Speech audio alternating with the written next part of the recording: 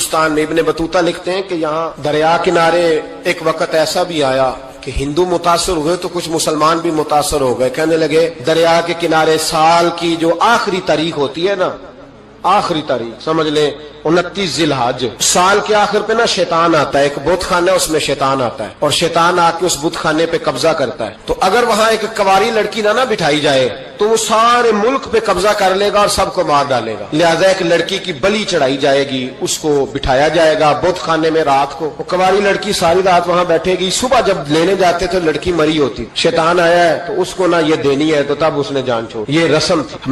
میں اکثر کہتا ہوں ہمارے تو جو دروازے پہ بھیک لینے آتا ہے وہ بھی قسمت کا حال بتاتا ہے. جس کی اپنی قسمت خراب ہے کہ مانگتا پھر اپنی قسمت کا یہ حال ہے کہ در در کا بھکاری ہے، قسمت کی حال بتاتا ہے. اور کئی دفعہ سونا بھی ڈبل کر دیتے ہیں. وہ پتہ تب چلتا ہے جب سنگل بھی غائب ہو جاتا ہے. خدا کا خوف کریں، یہ قسمت کا حال بتائے گا جو روٹیاں مانگتا ہے. کچھ تو تھوڑا سا معیار زندگی بنائے. ہم مسلمان ہیں، ان کا بھی نظریہ بن گیا، مسلمان بھی اس نظریے کا شکار ہو گئے کہ جناب سال کے آخر میں ایک کواری لڑکی بٹھائیں گے ورنہ وہ سارے ہندوستان کو مار دے گا. ایک حافظ ابو البرکات رحمت اللہ علیہ نام کے بزرگ ہوتے تھے اور سلسلہ عالیہ چشتیہ کے شیخ بھی تھے. لیکن اللہ کی قدرت یہ تھی کہ ان کے چہرے پر داڑھی اور مونچھیں نہیں آئی. کچھ لوگوں کے نہیں نہ آتے بال، کیا کہتے ہیں ان کو، کھودے، وہ ہمارا ایک لفظ ہے، بولتے ہیں پنجابی میں. ان کے چہرے پہ داڑھی نہیں تھی. وہ بھی کبھی کبھی اس رستے گزرا کرتے تھے تو قریب ہی ایک بوڑھی اماں کا مکان تھا. تو اماں بڑی مہمان نواز تھی. اس نے دروازے پہ، اگرچہ بیوہ عورت تھی، ایک ہی اس کی بیٹی تھی، دروازے پر اس نے مہمان خانہ بنایا ہوا تھا. آنے جانے والے کو کھانا کھلاتی، چائے پہ شوق تھا اس کا. وہ حافظ صاحب دن کے وقت وہاں آئے. اماں بڑا رو رہی تھی، کھانا بھی نہ ملا، چائے بھی نہ ملی. تو کہنے لگے میں تو اس رستے اس لیے آیا تھا کہ یہاں ٹھہروں گا، مہمان نوازی یہاں اچھی ہوتی ہے، ہوٹل تو ہوتے نہیں تو مہمانوں کو مہمان خانوں میں ٹھہرنا پڑتا تھا. تو اماں کدھر ہے؟ تو کہا اماں بڑی پریشان ہے. حافظ جی نے کوشش کی، نیک آدمی تھے، کہ اماں سے ملاقات ہو جائے. حافظ جی کا کمال یہ تھا کہ حافظ اتنے پکے تھے کہ ایک جگہ بیٹھ کر قرآن پاک شروع کرتے تھے اور وہی سارا ختم بھی کر دیا کرتے. اتنی پکی منزل کے حافظ تھے. تو حافظ ابو البرکات صاحب وہاں بیٹھے. وہ اماں کوئی بزرگ تھے حافظ صاحب، وہ اماں سے کسی طریقے ملاقات کی تو اماں ملتے ہی رونے لگی چیخے مار کے. اماں کیا ہوا؟ کہنے لگی حافظ جی ایک کی بیٹی ہے، خاوند فوت ہو گیا تو میں نے نکاح نہیں کیا، ایک بیٹی کے نام ساری زندگی کر دی. یہاں نا اب بت خانے میں میری بیٹی کو بٹھایا جائے گا. کچھ مسلمانوں کے بھی ہمارے گاؤں کے نظریات کمزور ہو گئے. یہاں بچی کو بٹھایا جائے گا اور سویرے وہ مر جائے گی میری بیٹی. قرآن اندازی ہوئی ہے تو میری بیٹی کا نام نکل آیا. اب بیٹی کو جانا ہی پڑے گا. یہ ہمارے ان کچھ علاقوں کا طریقہ ہے. حافظ جی کہنے لگے اماں تو اس طرح کر، میں لوگوں کو سمجھاتا ہوں کہ یہ غلط ہے، شریعت اس کو پسند نہیں کرتی. تو میرے ساتھ انہوں نے کہا یہ لوگ نہیں مانیں گے، بہت سارے ہندو بھی ہیں، بہت سارے مسلم بھی ہیں، تو گڈمنڈ ہو گئے نظریات، یہ تھوڑی مانیں گے.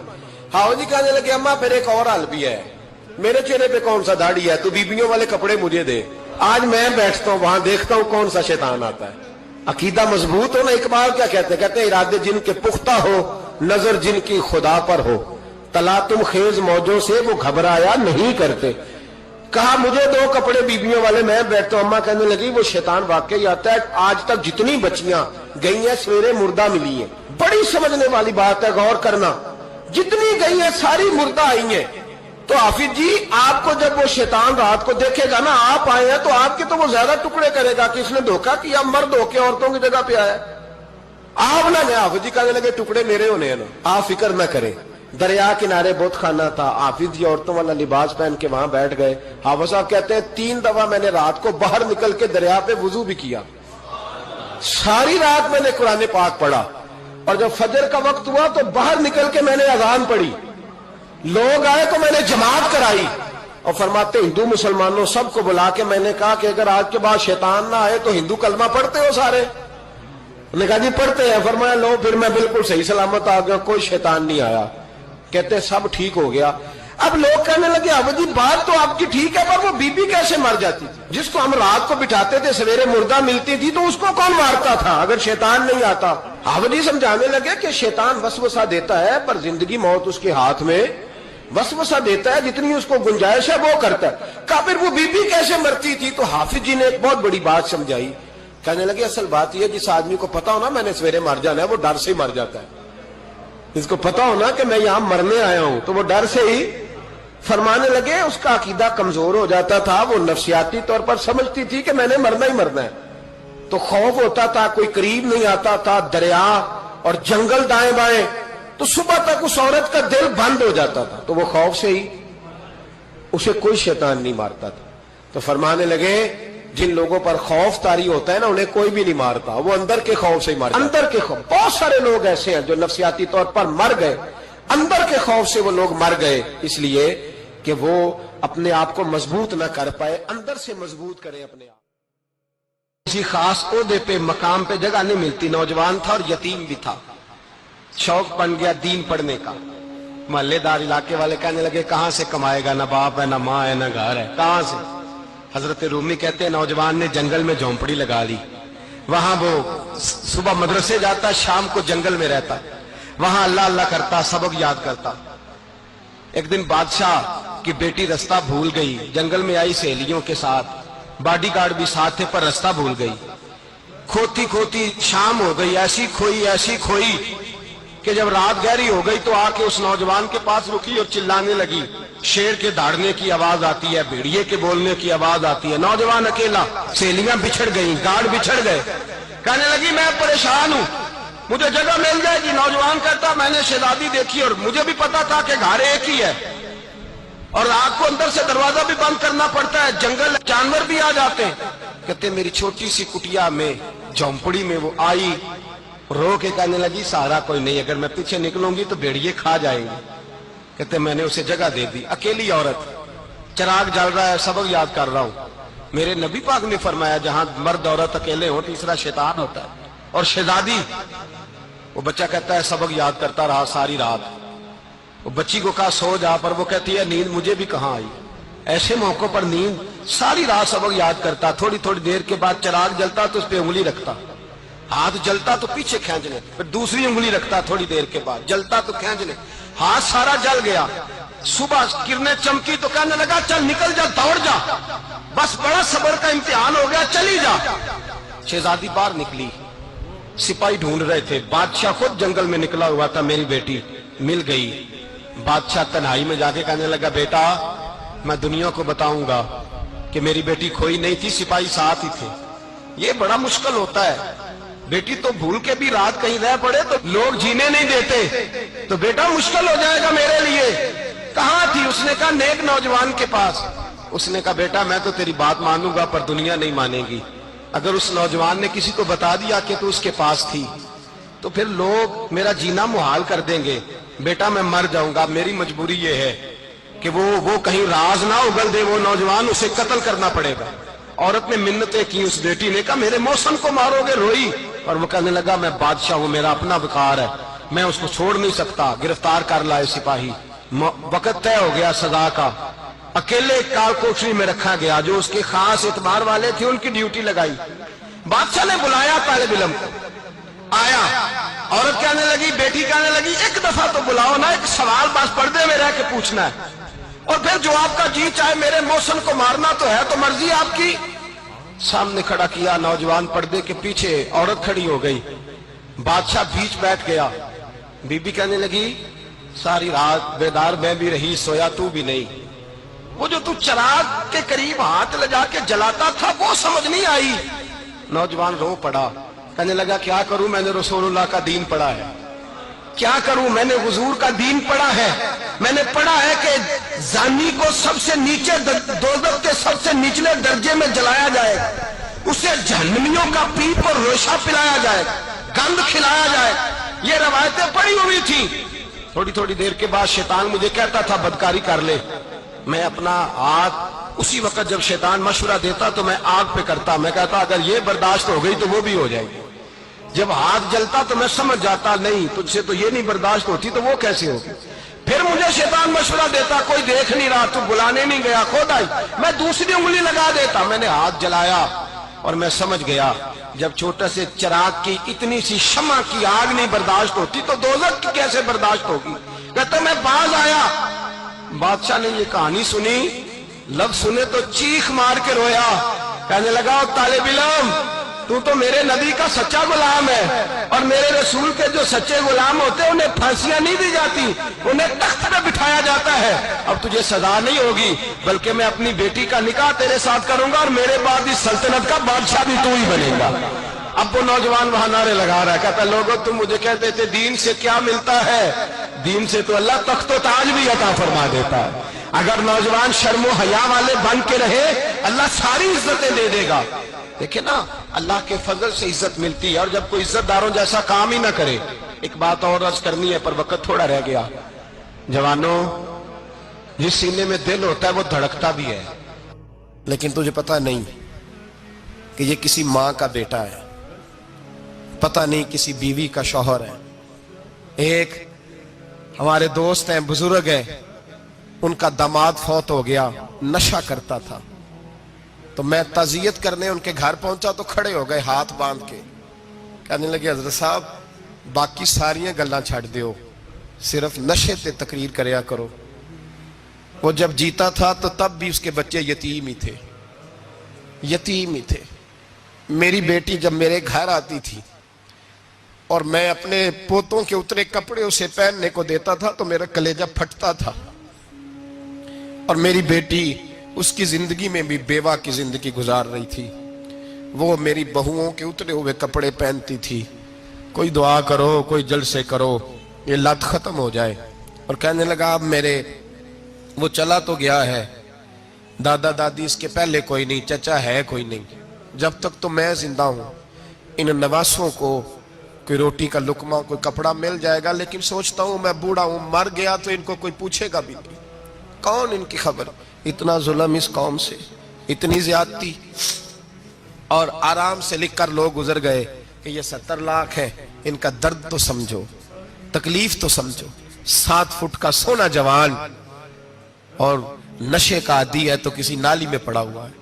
اور میں نے کہا اس قوم کے ساتھ اس سے بڑا بھیانک مذاق کیا ہوگا؟ کوئی دانشور تھا بڑا ظالم، اس ظالم سے کوئی مشورہ لینے آیا، اس نے آ کے کہا تو بڑا ظالم ہے، بڑے کڑوے مشورے دیتا ہے، میرا ایک دشمن ہے، میں اس سے بدلہ لینا چاہتا ہوں، میرا دل کرتا ہے اس کا بچہ قتل کر دوں تاکہ وہ تڑپے۔ تو ظالم نے کہا اسے قتل نہ کر، وہ تو اس کا باپ 2-4 مہینے رو کے چپ کر جائے گا، پھر میں سخت سزا دینا چاہتا ہوں، مشورہ دے۔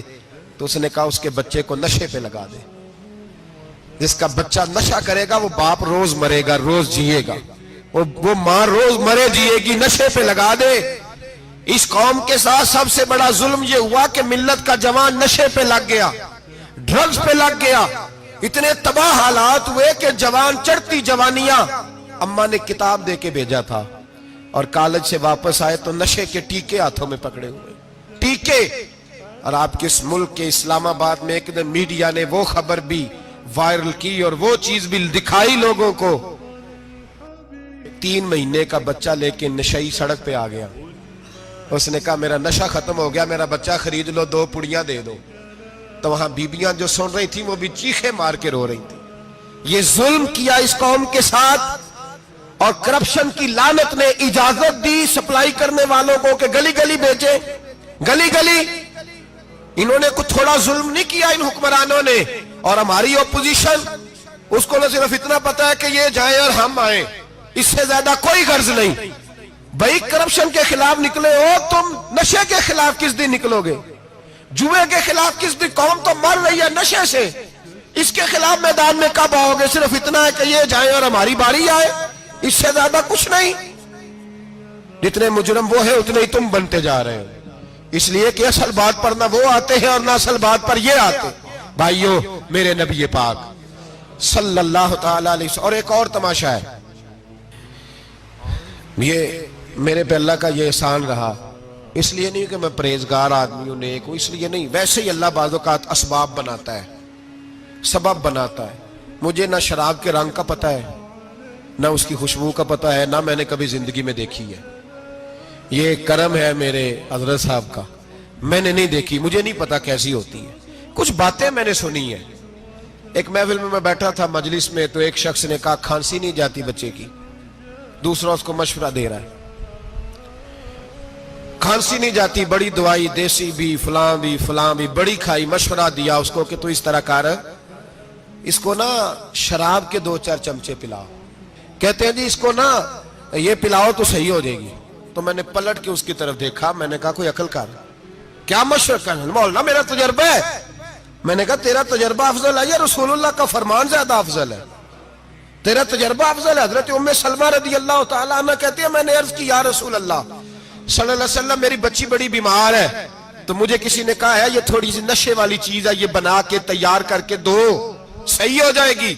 بیمار ہے بچی تو یہ نشے والی چیز ہے، اس کو تیار کر کے دو، تھوڑا نشہ ہے.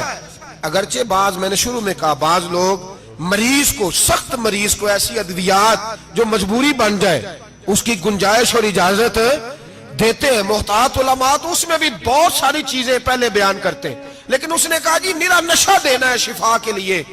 تو حضرت ام سلمہ کہتی ہے میرے نبی پاک نے میری طرف دیکھا، میری طرف. تو میں نے کہا یا رسول اللہ آپ کیا فرمانا چاہ رہے ہیں؟ تو نبی پاک نے فرمایا ام سلمہ کبھی ناپاک چیز میں بھی شفا ہوئی ہے، کبھی ناپاک چیز میں بھی، کبھی شراب اور خمر میں بھی شفا ہو سکتی ہے. شفا رب کریم نے رکھی ہے پر شہد کے اندر رکھی ہوئی ہے، شفا اللہ نے رکھی ہے قرآن مجید میں رکھی ہوئی ہے. تو اس میں بھی کبھی یہ حضور نے بیان کیا ہے کہ اس کے اندر شفا ہو سکتی. تو امت کتنی دلیری کرتی ہے جو یہ مشورے دیتی ہے کہ اس کے اندر نشہ ہے، شراب ہے، تو کھانسی چلی جائے گی تو فلانی بیماری چلی جائے گی. نہ آؤ ان چیزوں پہ، نہ اپنے ایمان کو خرابی دو، اور نہ ایسی باتیں کرو جس سے کہ ڈائریکٹ رسول اللہ صلی اللہ علیہ وسلم کے واضح ارشادات کی مخالفت ہو. میرے نبی پاک صلی اللہ علیہ وسلم نے فرمایا. اور پھر کچھ لوگ کہتے ہیں تھوڑی پی ہے جی. اب تو میں تجزیے میں پڑھ رہا تھا کہ ایسی شراب ایجاد ہو گئی ہے، لوگ شراب پیتے ہیں اور وہ مست بھی رہتے ہیں، کار بھی چلاتے رہتے ہیں. کہتے ہیں جی نہیں ہمارا ذہن معاف نہیں ہوا تو یہ والی صحیح ہے، نشہ نہیں لاتی. میرے نبی پاک صلی اللہ علیہ وسلم نے فرمایا جس چیز کی تھوڑی مقدار، زیادہ مقدار حرام ہے اس چیز کی تھوڑی مقدار بھی حرام ہے. جس کی زیادہ مقدار حرام ہے اس کی تھوڑی بھی. تو خمر اور شراب اگر فل پینا جائز نہیں تو تھوڑی پینا بھی جائز، یہ حرام ہے اور حرام تھی اور قیامت تک حرام ہی رہے گی. میرے نبی پاک صلی اللہ علیہ وسلم نے منع کیا اور حضور نے اظہار ناپسندیدگی فرمایا. فرمایا 40 دن تو عبادت ہی قبول نہیں ہوتی شراب پینے والے جب تک سچی توبہ نہ کرے. ایک دن صحابہ بیٹھے تھے سارے، حضرت ابو بکر صدیق بھی تھے، فاروق اعظم بھی تھے، عثمان غنی بھی تھے، ڈھیر ساری تعداد تھی صحابہ کی، سارے تشریف فرما تھے. حضرت عبداللہ ابن عمر رضی اللہ تعالیٰ عنہ حدیث کے راوی ہیں اور مستدرک للحاکم کے اندر، ابن حبان کے اندر یہ روایت موجود ہے. فرماتے صحابہ نہ بات کر رہے تھے اور بات یہ کر رہے تھے کہ یار لوگوں کو گناہوں سے کیسے روکا جائے،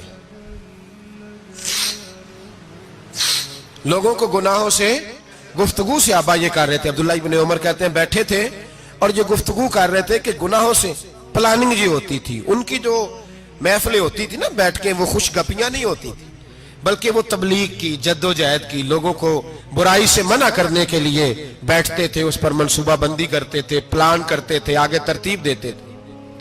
گفتگو ہو رہی تھی تو اب آپس میں بات ہونے لگی کہ کون سا گناہ زیادہ برا ہے جس پر سب سے پہلے کام کیا جائے. تو دور ایک صحابی بیٹھے تھے، ان کا نام تھا عبداللہ ابن عمر. ایک عبداللہ بن عمر ہے اور ایک عبداللہ ابن عمر ہے. حضرت عبداللہ ابن عمر دور بیٹھے تھے، بڑے سمجھدار سیانے باریک بین آدمی تھے. تو حضرت عمر فاروق اپنے بیٹے سے کہنے لگے جا عبداللہ ابن عمر سے پوچھ کے آ کہ سب سے سخت گناہ کون سا ہے. توجہ ہے میرے بھائیوں، ادھر دیکھیے گا میری جانب، پوچھ کے آ کہ سخت گناہ کون سا ہے.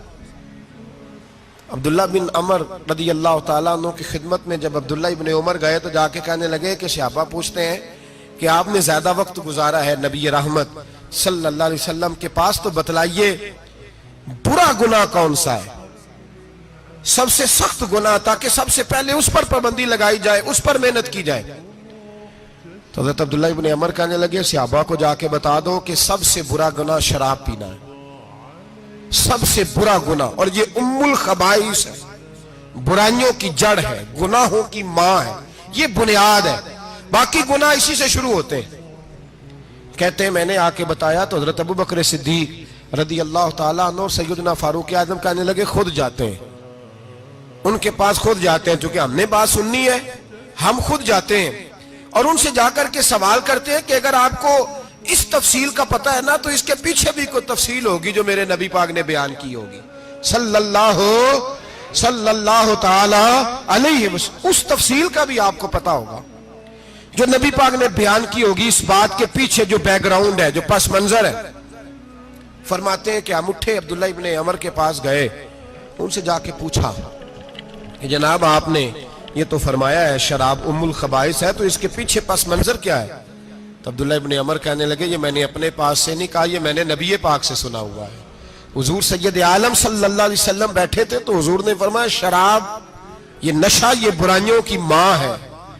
اور پھر حضور نے ایک مثال بیان فرمائی، نبی رحمت علیہ السلام نے فرمایا بنی اسرائیل کا ایک واقعہ ہے، ایک خوبصورت جوان تھا، ایک عورت کا دل آ گیا اس پر۔ یہ یاد رکھ لیں، ہم لڑکوں کو منع کرتے رہتے ہیں لیکن ہمیں گھر کی بچیوں پر بھی توجہ دینی ہوگی، ہمیں ان کے فون پر بھی نگرانی کرنی ہوگی، ہمیں وہاں بھی غور کرنا ہوگا، اس لیے کہ اگر کوئی بچی گنجائش نہ دے تو میرا خیال ہے کہ لڑکا جرت کرنے کی طاقت نہیں رکھتا، تو وہاں بھی ان کی اماں سے کہے کہ پابندی لگائے، بچی کسی کا موبائل لے کر کے کہیں اس کو استعمال تو نہیں کر رہی، اس پودے پر بھی توجہ دے، درخت بننے سے پہلے اس کی بھی نگرانی کریں، یہ بھی بڑا ضروری کام ہے۔ عورت کا دل آ گیا تو نبی پاک علیہ السلام فرماتے اس نے کوئی بہانہ لگایا، کسی کو کہا کہ اس نوجوان کو بلا کے لاؤ، اس کو کہو کہ ہم نے کوئی گواہی لینی ہے تجھ سے۔ وہ نوجوان آیا، ایک کمرے میں داخل ہوا تو اگلے کمرے میں لے گئے، وہاں داخل ہوا تو اس سے اگلے کمرے میں لے گئی، وہ داخل ہوا تو اسی طرح 7 مکفل کمروں میں لے گئی۔ میرے کریم رسول، میرے محبوب پاک علیہ السلام فرماتے ہیں، صحابہ کو سمجھا رہے ہیں میٹھے لب و لہجے میں، فرماتے ہیں جب سب سے پچھلے کمرے میں لے گئی تو ایک لڑکا بندھا ہوا تھا وہاں رسیوں سے، شراب کا پیالہ پڑا ہوا تھا، اور بی بی کہنے لگی کوئی گواہی شواہی نہیں لینی، تجھے اس لیے بلایا ہے کہ تیرے اوپر دل آ گیا ہے، اب میرے ساتھ منہ کالا کر۔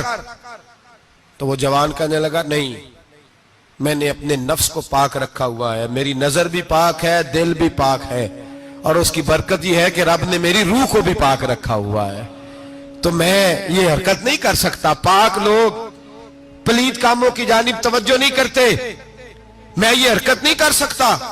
اقبال نے اپنے بیٹے کو دعا دی تھی، اس نے کہا تھا حیا باقی نہیں ہے زمانے کی آنکھ میں، خدا کرے کہ رہے تیری جوانی بے داغ، خدا کرے کہ رہے تیری جوانی بے داغ۔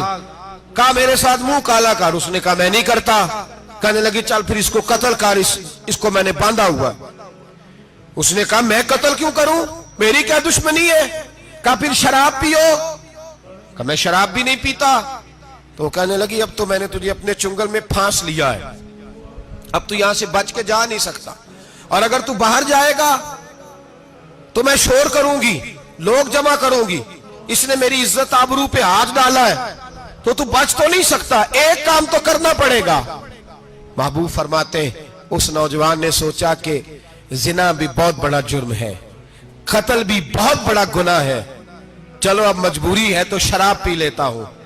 لیکن وہ سمجھا نہ کہ شراب تو بنیاد ہے، اس نے ایک پیالہ جو پیا کہنے لگا ایک اور دے دو، دوسرا پیا تو کہنے لگا ایک اور دے دو، اب 3 پیالے 3 بوتلیں شراب جو پی چکا تو خماری چڑھ گئی۔ اب اس عورت کے قریب جانے لگا کہ میں تیرے ساتھ زنا کروں گا، اس نے کہا جب تک میں قریب نہیں آنے دوں گی جب تک تو اسے قتل نہ کرے۔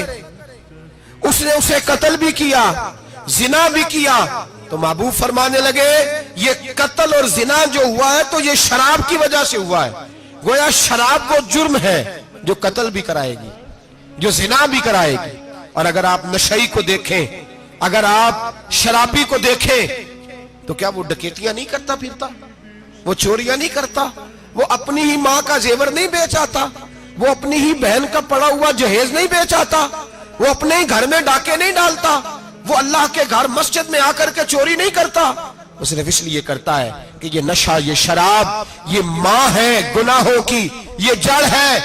ملت کے لوگوں یاد رکھو، اس امت، اس پاکستان کے ساتھ جہاں بہت سارے ظلم ہوئے، وہاں بڑا ظلم یہ ہے کہ بہت بڑا طبقہ جوانوں کا نشے کا عادی ہے، وہ نشہ انہیں عشق مجازی اور عورتوں کے عشق کی جانب لا رہا ہے، وہ نشہ چوریاں کرا رہا ہے، قتل کرا رہا ہے، ڈکیتیاں کرا رہا ہے۔ بہت بڑے ظالموں نے بہت بڑے ہاؤس بنائے ہوئے ہیں جن کے اندر شراب فراہم کی جاتی ہے، نشہ دیا جاتا ہے۔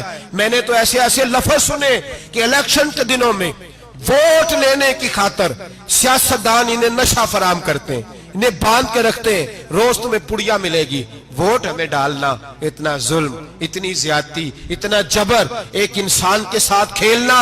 لوٹ آؤ، پکڑو ان کا دامن، اپنے گھروں کو بچاؤ، اپنے دوستوں کو بچاؤ۔ جاگو جاگو امت کے لوگوں، جاگو، میرے نبی پاک صلی اللہ علیہ وسلم کے کلمہ گو لوگوں کو بچاؤ۔ ان پر اگر سختی کرنی پڑتی ہے تو کرو، پیار کرنا پڑتا ہے تو کرو، محنت کرو، جدوجہد کرو۔ کوشش کرنا کہ انسان کانٹوں والی زندگی نہ گزارے بلکہ پھولوں کی طرح وقت گزارے، اپنے وجود پر کچھ تکالیف سہ لے، تھوڑی سی آزمائش سے خود گزر لے، لیکن کسی کے دامن میں کبھی کانٹے نہ ڈالے، کبھی کسی شخص کو اپنے لب و لہجے سے تکلیف نہ دے۔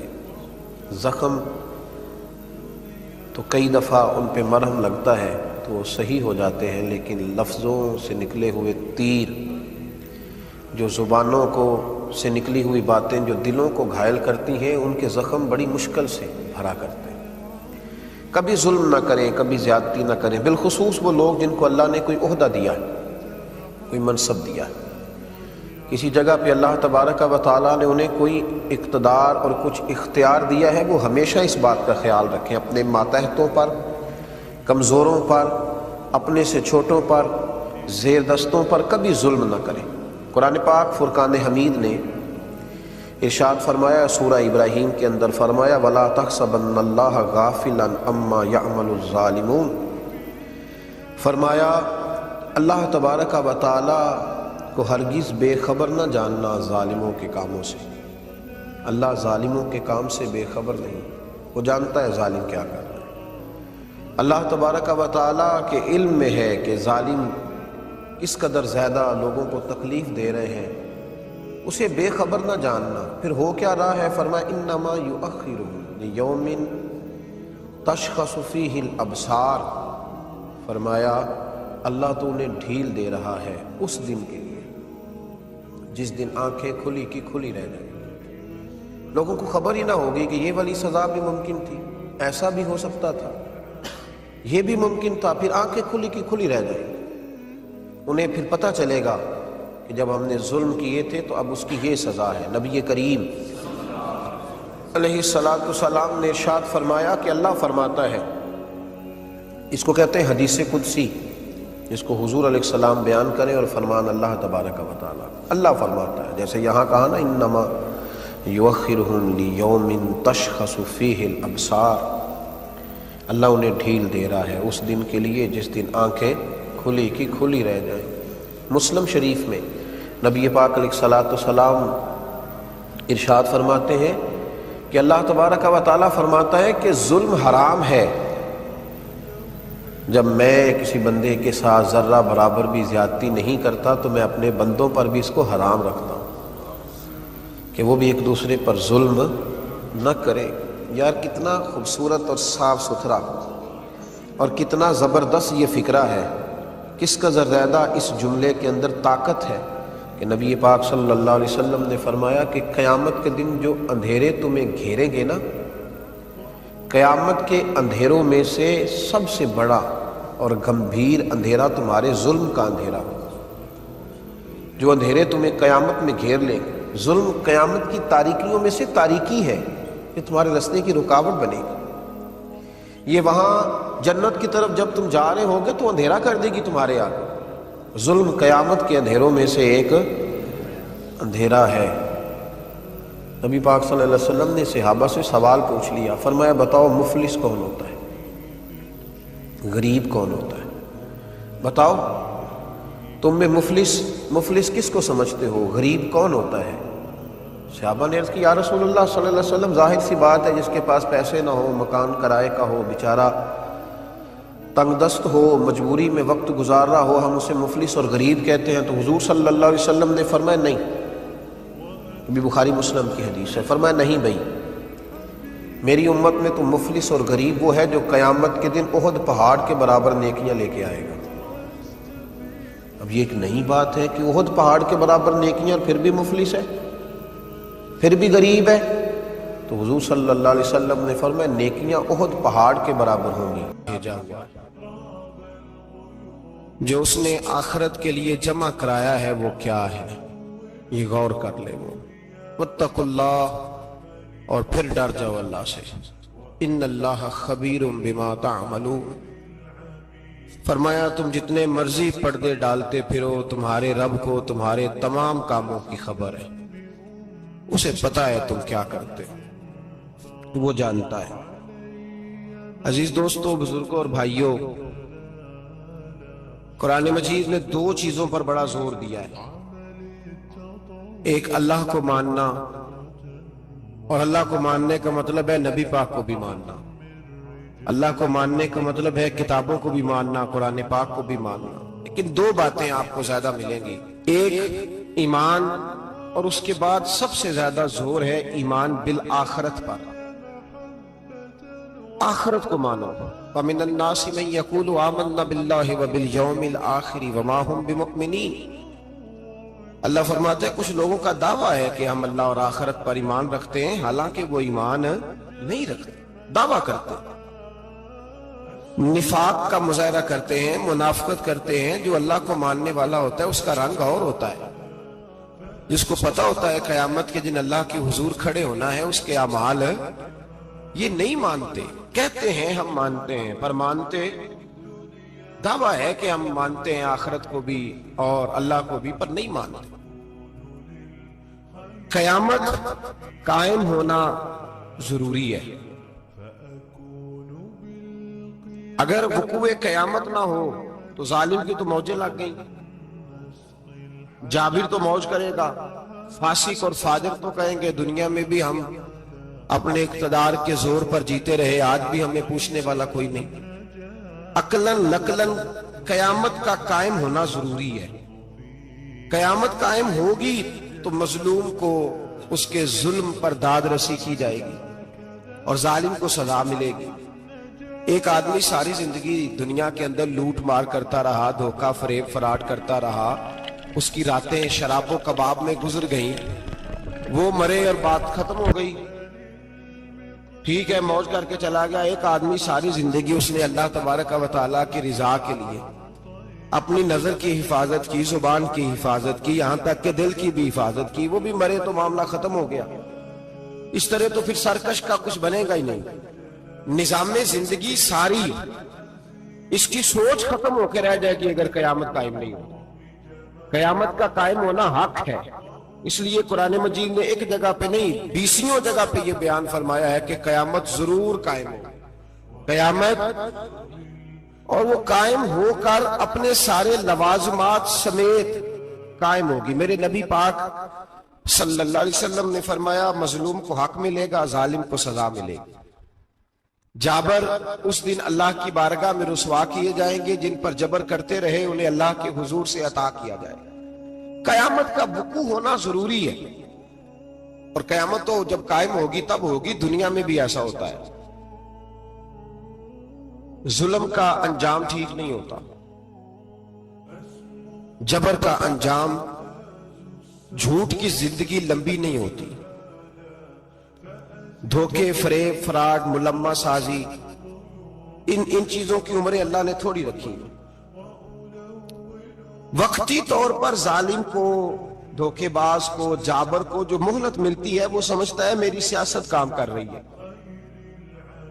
وہ سمجھتا ہے میں بڑا دانا ہوں، بڑا چالاک ہوں، دیکھ لو اتنے ظلم کے، جبر کے، دھوکے کے باوجود بنا ہوا ہوں، حالانکہ اللہ کی طرف سے اسے مہلت ملتی ہے اور بڑا ہی مہربان ہے۔ مہلت اس طرح دیتا ہے کہ میرے نبی پاک علیہ السلام نے فرمایا جب میرا مسلمان نیکی کرتا ہے تو اللہ فرشتوں سے فرماتا ہے 70 گنا بڑھا کے لکھ لو اس کی نیکی، 70 گنا، اور جب گناہ کرتا ہے تو اللہ فرماتا ہے ٹھہر جاؤ ابھی لکھنا نہ، اسے ٹائم دو، یا اللہ کتنا، فرمایا 24 گھنٹے تو دو، ہو سکتا ہے توبہ کر لیں، یہ اس کی مہربانی ہے۔ اب وہ جو اللہ نے مہلت دی ہے نا کہ شاید توبہ کر لیں، لوگ سمجھتے ہیں میری چالاکی کی وجہ سے نظام سیٹ چل رہا ہے، میں بڑا تیز ہوں، 2 4 5 باتیں بولتا ہوں سب صحیح ہو جاتا ہے۔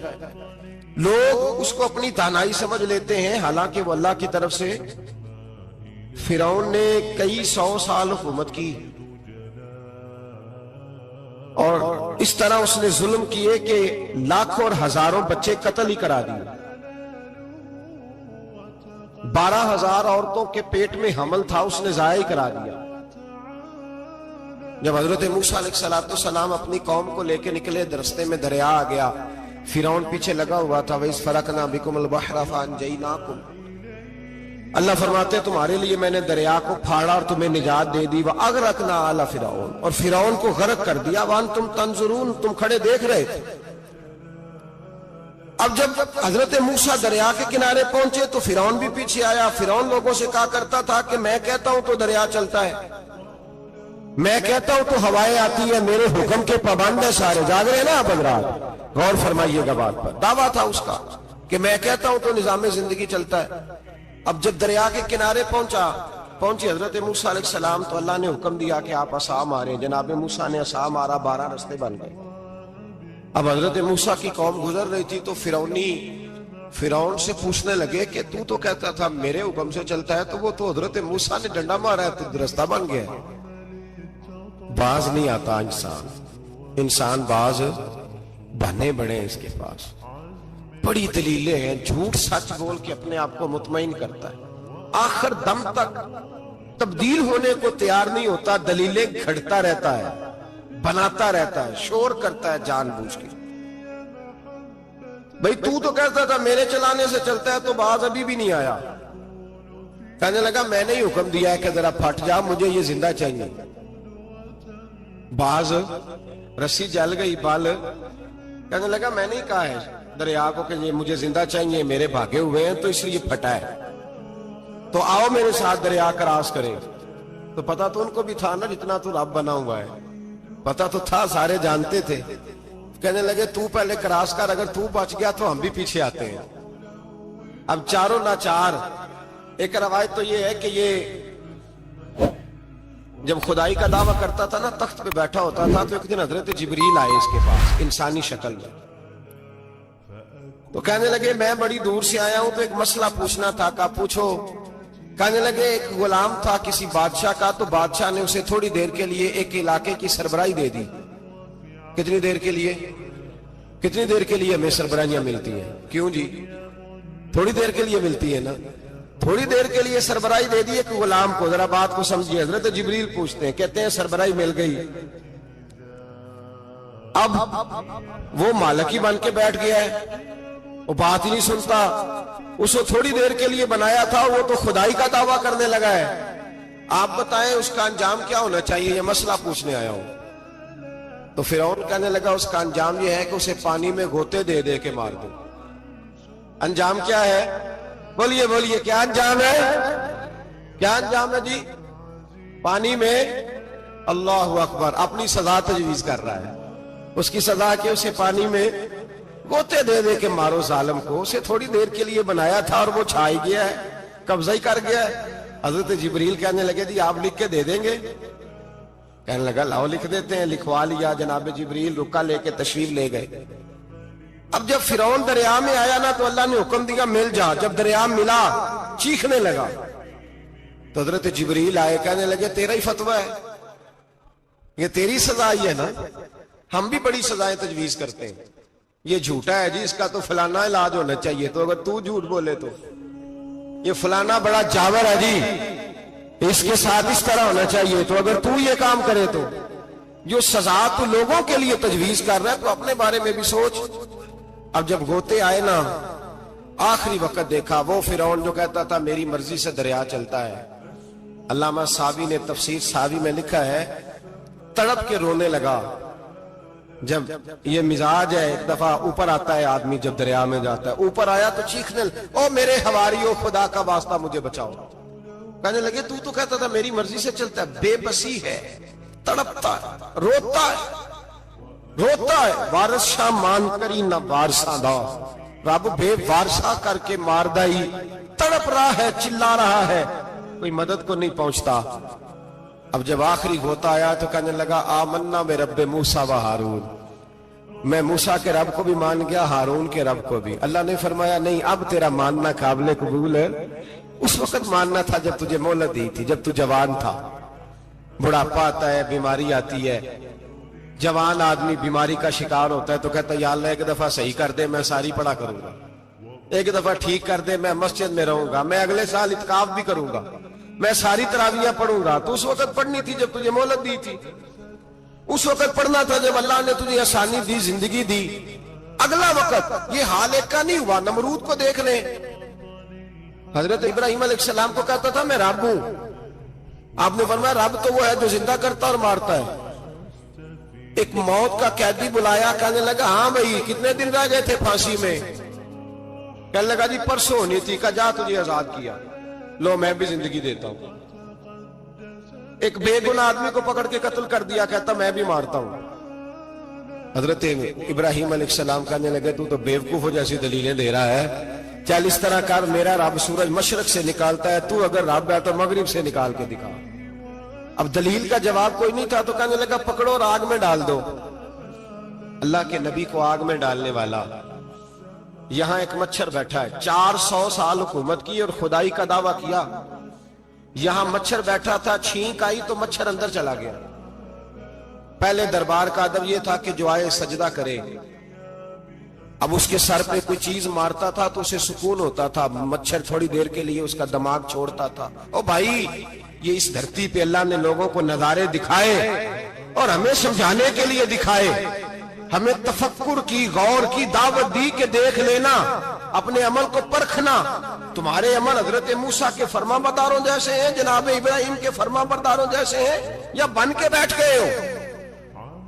اب دربار کا ادب یہ ہے، بے بسی کا یہ حال ہے کہ جوتے لٹکتے ہیں دربار میں، جو آتا ہے جوتا کھینچتا ہے، اور ادب یہ ہے کہ 10 جوتے نمرود کے سر پہ مارو، اور 400 سال جوتے لگتے رہے۔ روتا تھا، جو آدمی آتا تھا منتیں کرتا تھا، کہتا تھا کہیں سے کوئی دوائی مل جائے گی۔ پاگلوں جیسی زندگی گزاری، پاگلوں جیسی سخت، وہ تو حساب، وقوع قیامت تو حساب ہوگا ہی۔ یہاں لوگ پاگل ہو کے مرتے ہیں معاذ اللہ، نفسیاتی مریض ہو کے مرتے ہیں۔ یہاں آخری وقت اتنا سخت آتا ہے کہ دنیا موت کی دعائیں مانگتی ہے میرے بھائی۔ جب انسان ظلم کرتا ہے تو بھول جاتا ہے کہ شاید مجھے پوچھے گا کوئی نہیں، جب وہ زیادتی کرتا ہے تو بھول جاتا ہے، جب وہ کسی کا حق کھاتا ہے تو وہ کہتا ہے شاید اس کا تو وارث ہی کوئی نہیں جس کو میں لوٹ رہا ہوں۔ لیکن جب اللہ کی پکڑ آتی ہے، حجاج بن یوسف ظالم تھا، اس نے اچھے کام بھی کیے تھے، قرآن پاک پر زیر زبریں آراب حجاج بن یوسف نے لگوائے۔ محمد بن قاسم کو ہندوستان سندھ کے علاقے فتح کرنے بھی حجاج بن یوسف نے بھیجا تھا۔ ساری خوبیاں اپنی جگہ پر، ظالم بہت بڑا تھا۔ کسی آدمی نے اس کے سامنے کونے کی طرف منہ کر کے ساتھ والے سے بات کرنی تو کہنے لگا میرے خلاف کیا، اس کو لے جاؤ، 2 ٹکڑے کر کے واپس لے آؤ۔ توتی بولتا ہے نا، اقتدار، جب کسی کے ہاتھ اقتدار ہوتا ہے نا، وہ چاہے ایک گھر کا ہی کیوں نہ ہو، وہ 10 بندے فیکٹری میں کام کرتے اور جو ان کا مالک ہوتا ہے وہ کہتا میں مالک ہوں، مجھے مانو۔ جب تو صاحب اقتدار ہوتا ہے نا، جب تو سسر بن کے بیٹھتا ہے اور کسی غریب گھر کی بہو آتی ہے 2-4 تو کہتا میرا اقتدار ہونا چاہیے، جب میں کھانسنے لگوں تو ہر آدمی کے ہاتھ میں ٹشو پیپر ہونا چاہیے، جب میں بولنے لگوں تو بندے ہوئے ہاتھوں سے ہر آدمی جی جی کرتا ہوا کھڑا ہونا چاہیے۔ جس آدمی کا، اور یہ کام بہو بھی کرتی ہے کئی دفعہ، وہ بھی کہتی ہے کہ تمہیں پتہ نہیں میں کتنا لمبا چوڑا جہیز لے کے آئی ہوں، جب میں سونے کے لیے اپنے بیڈ روم میں جاؤں تو خبردار بوڑھے بابے کو اجازت نہیں کہ وہ کھانسے، اماں کو چاہیے کہ اگر اس کو بڑی سخت پیاس بھی لگی تو میرے سوتے سوتے باورچی خانے میں برتن نہ کھٹکھٹائے۔ جو جہاں بھی جس اسٹیج پہ بھی بیٹھتا ہے وہ کہتا ہے کوئی نہیں مجھے پوچھنے والا، میں مطلق العنان ہوں۔ جوان بوڑھوں کا مذاق اڑاتے ہیں، سمجھتے ہیں شاید کبھی بوڑھے نہیں ہونا، مذاق اڑاتے ہیں۔ تندرست لوگ بیماروں کا مذاق اڑاتے ہیں، شاید کبھی بیمار نہیں ہونا۔ حجاج بن یوسف ظالم تھا، ظلم کرتا تھا، زیادتی کرتا تھا۔ حضرت سعید بن جبیر ایک تابعی بزرگ تھے، اتنے بڑے بزرگ تھے کہ ساری رات نماز پڑھتے تھے، سارا سال روزہ رکھتے تھے۔ ایک دن انہوں نے منبر پہ بیٹھ کے کہا کہ حجاج ظلم سے باز آ جائے ورنہ اللہ کی لاٹھی بڑی بے آواز ہے۔ اللہ کی لاٹھی، اس کا کیا مطلب ہوتا ہے؟ اس کا مطلب ہے جب رب کی لاٹھی چلتی ہے تو اس کی آواز، جی اس کا پہلے کوئی پیغام، وہ پہلے اعلان نہیں کرتا کہ تگڑے ہو جاؤ لاٹھی چلنے لگی ہے، لاٹھی چلتی ہے پر اس کی آواز، سمجھ آ رہی ہے میری بات کی؟ جمعۃ الوداع کے لیے تشریف لانے والے عوام خاص غور فرمائیے گا۔ حجاج بن یوسف کو پتا چلا کہ حضرت سعید بن جبیر نے میرے خلاف بات کی، بلا لیا، کہنے لگا تو نے میرے خلاف بات کی ہے؟ فرمانے لگے کی ہے۔ کہنے لگا تجھے پتا ہے میں قتل کر دوں گا؟ آپ فرمانے لگے نہ تو زندگی کا مالک ہے نہ موت کا مالک ہے، تو کیسے قتل کر؟ کہنے لگا تجھے پتا ہے میرا؟ فرمایا میں نے تجھے نہیں، میں نے تو کئی شداد، کئی حماد، کئی قارون، کئی فرعون، کئی نمرود دیکھے، کئیوں کی داستانیں سنی، تو کون ہے؟ تو تو چھوٹا سا ہے۔ ایک جملہ ہے مولانا جلال الدین رومی کا، بڑے درویش تھے، ایک بات کہہ گئے، کہنے لگے نمرود جتنے پیسے نہیں، فرعون جتنی حکومت نہیں، قارون جتنی دولت نہیں، ورنہ فرمانے لگے میرے زمانے میں بھی کئی لوگوں کا خدا بننے کو دل کرتا ہے، کئی لوگوں کا دل کرتا ہے، لیکن نمرود جتنے پیسے، فرعون جتنی طاقت اور قارون جتنی دولت نہیں، ورنہ ہو سکتا ہے لوگ دعویٰ کر جائیں معاذ اللہ ثم معاذ اللہ۔ یہ آج سے کئی سو سال پہلے وہ کہہ رہے ہیں، آج تو حالات بڑے ابتر ہیں، اس کی نسبت خطرناک۔ فرمانے لگے حضرت سعید بن جبیر تو زندگی موت کا مالک نہیں۔ کہنے لگا پکڑو، قتل کرو اسے، لے جاؤ۔ جب پکڑ کر کھینچ کر لے جا رہے تھے نا، حضرت سعید بن جبیر مسکرانے لگے۔ اب ظالم کے سامنے مسکرائے تو اس کو بڑا غصہ آیا، یہ میرا مذاق اڑاتا ہے؟ بلا لیا، ادھر آؤ، کیوں مسکرا رہے ہو، کیا ہوا؟ حضرت سعید بن جبیر کہنے لگے میں مسکرا رہا ہوں تیری بیوقوفی پر اور اپنے اللہ کی دی ہوئی ڈھیل پر۔ میں مسکرا رہا ہوں کہ یا اللہ کیا بات ہے، کیا تیرا شان ہے، کیسے لوگوں کو ڈھیل دی ہوئی ہے۔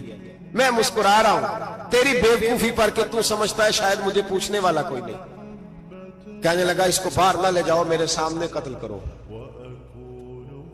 ٹھیک ہے جی، قتل کرنے لگے تو حضرت سعید بن جبیر نے منہ کعبے کی جانب کر لیا، انی وجہت وجہی للذی فطر السماوات والارض حنیفا وما انا من المشرکین۔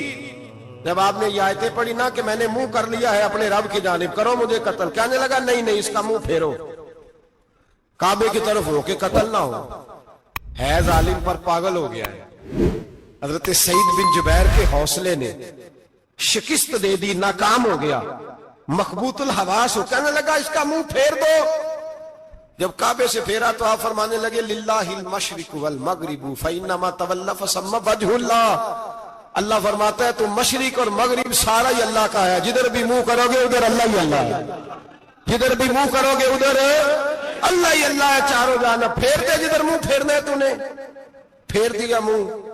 حضرت سعید بن جبیر کے گلے پہ خنجر رکھا تو آپ نے ہاتھ اٹھائے، کہنے لگے اے اللہ میرے بعد اسے کسی اور پر مسلط نہ کرنا، میرے بعد کسی اور پر مسلط نہ، بس میں آخری ہوں۔ جب آپ ذبح ہوئے تو اتنا خون نکلا، اتنا خون نکلا کہ لوگ کہتے ہیں جتنا اونٹ کے وجود سے نکلتا ہے، تر ہو گیا سارا اس کا دربار۔ ایک سمجھدار آدمی کو بلا کے کہنے لگا اتنا خون میں نے بڑے بندے قتل کرائے ہیں پر اتنا خون نہیں نکلا۔ تو وہ کہنے لگے لوگ مر جاتے، مرتے وقت ڈر جاتے ہیں، سہم جاتے ہیں، خون سکڑ جاتا ہے، لگتا ہے یہ شخص جب دنیا سے گیا ہے تو ڈٹ کے گیا ہے، یہ ڈٹ کے گیا ہے دنیا سے۔ حجاج بن یوسف رات کو سویا تو تڑپ کے اٹھا، کیا ہوا؟ گھر والے کہنے لگے کیا ہوا؟ کہنے لگے سعید بن جبیر خواب میں آیا اور کہتے ہیں اٹھ مجھے بتا تو نے مجھے کیوں قتل کیا، بتا کیوں مارا؟ اگلی رات پھر سویا تو وہی خواب، پھر سویا تو وہی خواب۔ گناہ نفسیاتی مریض بنا دیتا ہے، ظلم تجھے مخبوط الحواس کر دیتا ہے۔ جب تو زیادتی کرتا ہے تو اللہ فرماتے ہیں کہ تو اللہ کو بھولتا ہے، اللہ تجھے اپنا آپ بھلا دیتا ہے، پھر تو بھول جاتا ہے، پھر تو سیدھے رستے پہ چلتا ہے پر بھٹک جاتا ہے، پھر تو صحیح رستوں کا تعین کر کے بھی گمراہ ہوتا ہے، پھر تو روز وہی گاڑی چلاتا ہے پر اب جب تو بریک لگاتا ہے تو نہیں لگتی، جب گناہوں کے ساتھ تو مخبوط الحواس ہوتا ہے تو روز وہ کاروبار کرتا ہے، لیکن جب تیرے گناہ تجھے گھیر لیتے ہیں پھر اسی کاروبار میں تو نقصان اٹھاتا ہے۔ حجاج بن یوسف تڑپتا ہے، روتا ہے، یہاں تک کہ بیمار ہو گیا، پیٹ میں درد ہوتی ہے، پتہ نہیں کیا ہوا، تکلیف ہوتی ہے، پتہ نہیں، سارے حکیم، طبیب، ڈاکٹر، کوئی نہ سمجھ سکا کہ بیماری کیا ہے۔ جو